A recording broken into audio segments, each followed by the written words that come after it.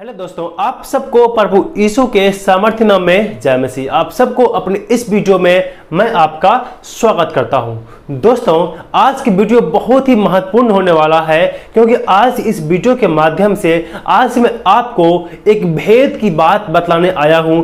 सुई की नाके का भेद क्या है, प्रभु यीशु मसीह के इस वचन के कहे गए इस वचन का असली अर्थ क्या है, असली उद्देश्य क्या है।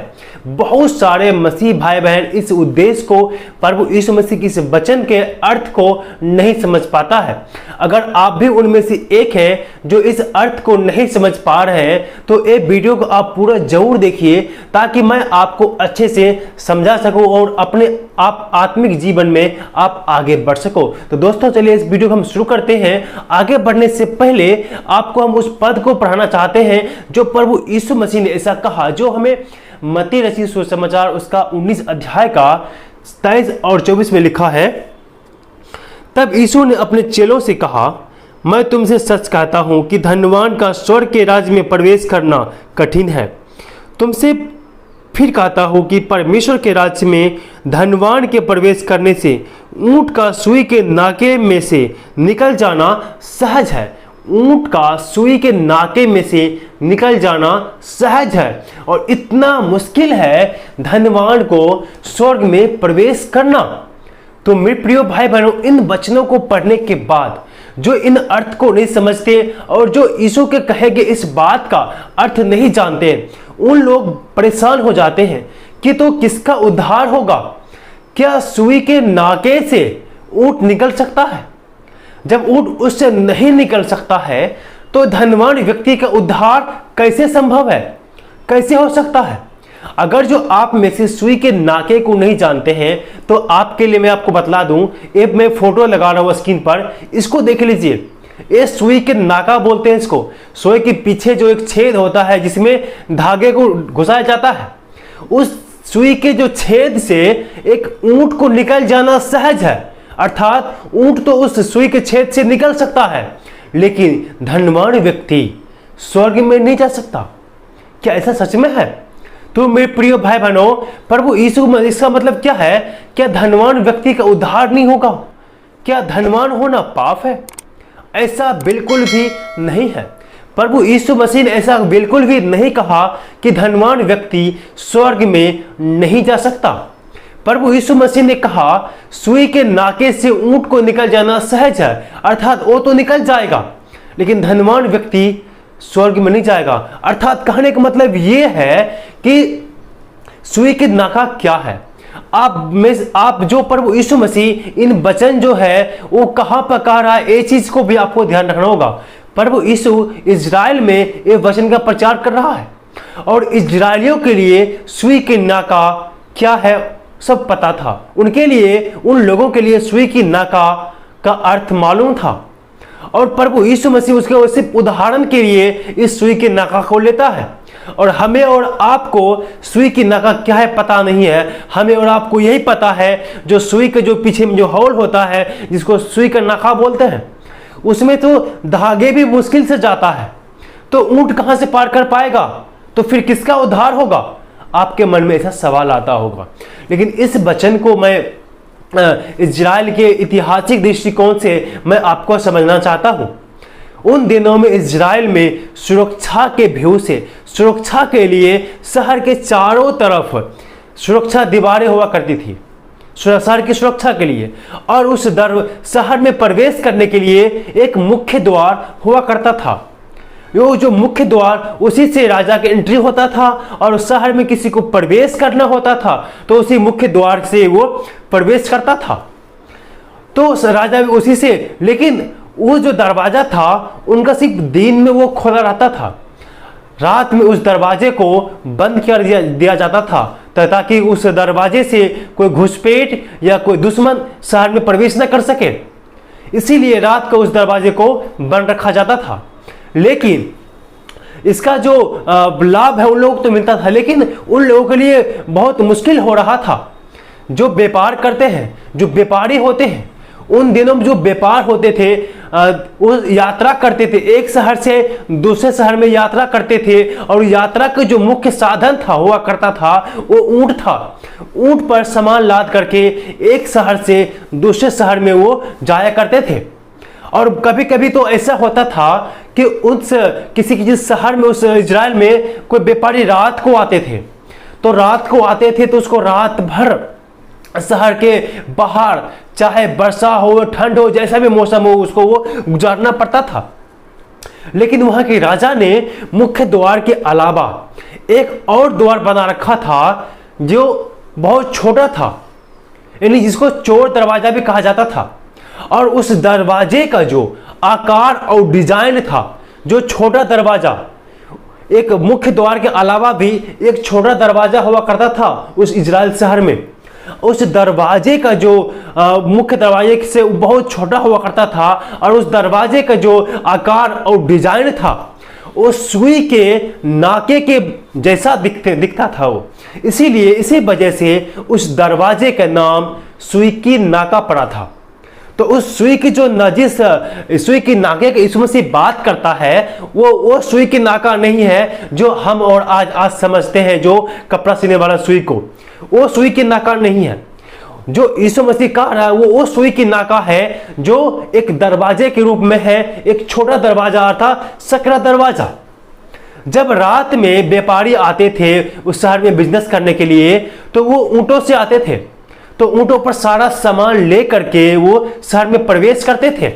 लेकिन शहर में प्रवेश करने के लिए उसको रात में जो मुख्य दरवाजा था वो बंद होता था। लेकिन जो सुई की नाके के नाम का जो एक छोटा दरवाजा था वो रात में खुला हुआ रहता था। वो उस दरवाजे के बारे में सबको नहीं मालूम होता है, जो शहर के मुख्य और जो सुरक्षा कर्मी है उसी को वो मालूम होता था। तो जो व्यापारी लोग आते थे रात में व्यापार करने के लिए, कि शहर में घूमने के लिए या व्यापार करने के लिए, कुछ बेचने के लिए, तो उसी सुई की नाके की जो नाम का दरवाजा है उसी से वो आया करता था। लेकिन जो सुई की नाके जो दरवाजा है, जो छोटा दरवाजा है, वो साइज में इतना छोटा हुआ करता था कि ऊंट पर सामान लादे हुए उसमें प्रवेश नहीं कर सकता था।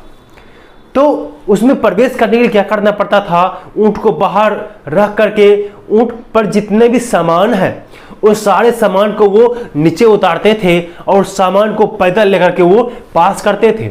अगर जो ऊंट को भी उस दरवाजे से ले जाना है तो ऊंट तो बहुत मुश्किल से, क्योंकि उस सुई की नाके के छेद के बराबर उसका दरवाजा है, बहुत छोटा है, और ऊंट को घुटने के बल बैठ करके घिसक करके उस दरवाजे से पास करना पड़ता था। और जो ऊंट का जो पैर होता है ना, ऊपर का घुटने वाला, बहुत कोमल होता था और उसका घुटना छिल जाता था। बहुत तकलीफ के साथ उस सुई के नाके के दरवाजे से, उस छोटे दरवाजे से ऊंट पार करता था। उस ऊंट के लिए बहुत ही मुश्किल वो काम था उस दरवाजे से बाहर निकलना, लेकिन फिर भी वो घिसक कर तकलीफ सहते हुए उस दरवाजे से वो निकलता था। प्रभु यीशु मसीह वहां पर इसी का उदाहरण दे रहा है कि चाहे ऊंट तो सुई की नाके से तो निकल सकता है, लेकिन एक धनवान व्यक्ति स्वर्ग में जाना उसके लिए उतना मुश्किल है जितना कि सुई के नाके से ऊंट को बाहर निकलना। तो मेरे प्रिय भाई बहनों, एक धनवान व्यक्ति भी स्वर्ग में जा सकता है, लेकिन क्या करना पड़ेगा उसको? सबसे पहले वो अपने अंदर जो घमंड है, जैसे ऊंट ने उस दरवाजे में जाने के लिए क्या किया, अपने ऊपर जो सामान लादा हुआ था उसको उसने उस गेट पर ही छोड़ दिया। उसी प्रकार से अगर जो अमीर आदमी, धनवान आदमी उस स्वर्ग में जाना चाहता है तो उसके ऊपर में जो धन का चोला, जो घमंड का जो चोला पहना हुआ है उसको उतारना पड़ेगा। उसके मन में जो धन का घमंड है, धन का जो झूठी दिल, धन का जो महिमा उसके ऊपर में है, जो धन का जो लोभ उसके ऊपर में है, उसको उतारना पड़ेगा और इस पर विश्वास करना पड़ेगा। इसीलिए प्रभु यीशु मसीह ने कहा इसी बात को, उदाहरण के लिए इस सुई के नाके का उसने उदाहरण लिया है। इसीलिए धनवान व्यक्ति को अगर स्वर्ग में जाना है तो उसको अपने ऊपर से धन का घमंड को उतारना पड़ेगा, गेट पर ही, बाहर ही। धन का घमंड को उतारना पड़ेगा।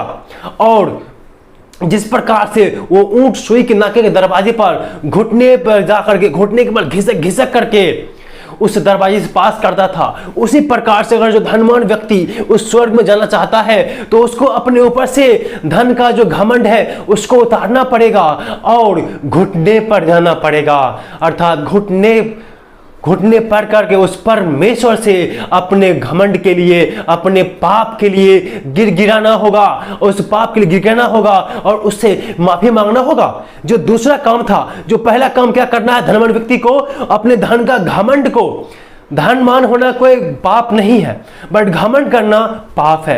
अब घमंड को, धन का जो घमंड है उसको उतारना पड़ेगा और घुटने पर जाकर के उसको पाप से पछतावा करना होगा। और जो तीसरा जो काम करना है, ऊंट ने क्या काम किया है, तकलीफ झेलते हुए उस सुई के नाके से उसको वो पार किया। उसी प्रकार से धनवान व्यक्ति भी तकलीफ, घुटने पर जाकर के तकलीफ झेलते हुए आगे बढ़ना होगा, मसीही जीवन में आगे बढ़ना होगा। एक धनवान व्यक्ति ये 3 काम करेगा तभी वो स्वर्ग में प्रवेश करेगा, तभी वो प्रवेश करेगा। जैसे कि यीशु मसीह ने 2 दरवाजे की बात करता है, एक चौड़ा मार्ग, दूसरा सकरा मार्ग।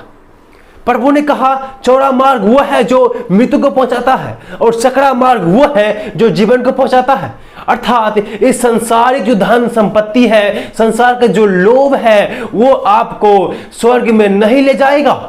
आपको स्वर्ग में जाना है तो उस ऊंट की तरह अपने आप को खाली करना पड़ेगा और घुटने टेक करके तकलीफ झेलते हुए, पछतावा करते हुए आपको आगे बढ़ना पड़ेगा, आपको आगे बढ़ना पड़ेगा। इसीलिए जब ऐसा आप खड़ेंगे तो आप स्वर्ग के राज्य में प्रवेश जरूर करने पाएंगे। यही मेरे मित्रों, यही है सुई की नाके का भेद। जो सुई की नाका है वो एक छोटा दरवाजा है, छोटा दरवाजा के बाद सकरा मार्ग के बाद यीशु मसीह कर रहा है। और सुई की नाके का नाम इसीलिए पड़ा था क्योंकि वो सुई के नाके के आकार के था और बहुत छोटा था, बहुत सकरा था। वो राजा लोग उस दरवाजे को खास करके दुश्मन से बचने के लिए, अगर कोई उसके राज पर आक्रमण कर दिया है, उससे बचने के लिए उस दरवाजे से बाहर निकला करता था और व्यापारी लोग भी जाते थे। तो यीशु मसीह ने एक उदाहरण के लिए उससे आपको समझाया है कि वैसी उसी प्रकार से आप जब करेंगे तो आप प्रवेश करने पाएंगे। तो मेरे प्रिय भाई बहनों, इसी मत्ती लूका के 19 अध्याय को जब पढ़ेंगे वहां पर एक जक्कई के बारे में आप पढ़ेंगे। जक्कई भी धनवान व्यक्ति था, लेकिन उसने भी इस बात को सोचा कि धनवान व्यक्ति स्वर्ग में नहीं जा सकता है। यीशु ने कहा कि धनवान को स्वर्ग में जाना इतना मुश्किल है जितना सुई के नाके से ऊंट को निकल जाना सहज है। उसने पछतावा किया जब उसने जाना, अरे मैं तो धनवान हूं, क्या मैं स्वर्ग में नहीं जा सकता हूं। वो उसने क्या किया, यीशु को मिलना चाहा, पछतावा किया। जब यीशु उसके जीवन में आया, उसके अंदर से धन का घमंड खत्म हो गया। अगर जो आप यीशु मसीह को स्वीकार करते हैं, अगर जो आप घमंडी हैं, अगर जो आप पैसे वाले भी हैं, तो कोई बात नहीं है। कोई पैसे होना, धनवान होना कोई पाप नहीं है, बट घमंड करना मेरे प्रियो वो पाप है। जो घमंड है, एक धनवान व्यक्ति को स्वर्ग में जाने के लिए आपको घमंड के चोला को उतारना होगा, घुटने पर जाकर के पछतावा करना होगा और तकलीफ झेलते हुए मसीह यीशु में आगे बढ़ना होगा। यह है सुई की नाका का भेद, जो उसका जो मेन उद्देश्य है, प्रभु यीशु मसीह के कहे गए इस वचन का जो असली उद्देश्य है, उन चीजों को आज आपको इस वीडियो के माध्यम से आज मैं आपको बतलाया है। अगर जो इस बात आपने समझ लिया होगा तो बहुत अच्छी बात है। उस धनवान व्यक्ति को भी ये 3 काम को करना पड़ेगा। वो ऊंट भी वो उसके लिए भी करना बहुत मुश्किल हुआ करता था, लेकिन फिर भी उस काम को वो करता था। लेकिन धनवान व्यक्ति तकलीफ झेलना नहीं चाहता है क्योंकि उसके पास में पैसे का घमंड है। मेरे पास तो पैसा है तो मैं तकलीफ क्यों झेलूं। मेरे प्रिय भाई बहनों, इस संसार का धन संपत्ति हमें स्वर्ग में नहीं ले जाएगा। हमें स्वर्ग में ले जाएगा तो प्रभु यीशु मसीह, उस पर विश्वास करें, उसके बताए हुए रास्ते पर आप चलें और आप उद्धार को प्राप्त करोगे। बाइबल बतलाता है उद्धार प्रभु यीशु मसीह में है।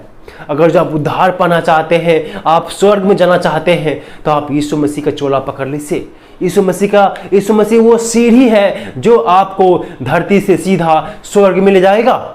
इसीलिए इस स्वर्ग में जाने के लिए आप प्रभु यीशु मसीह पर विश्वास करें और आगे बढ़े। तकलीफ झेलते हुए आपको आगे बढ़ना होगा। दोस्तों, मैं उम्मीद करता हूं कि आपने सुई की नाके का भेद को आपने समझ लिया होगा और यह वचन आपके लिए आसान हो गया होगा। इसका असली उद्देश्य क्या है आप समझ गए होंगे। दोस्तों, इस वीडियो के द्वारा परमेश्वर आप सबको आशीष दे। आमीन।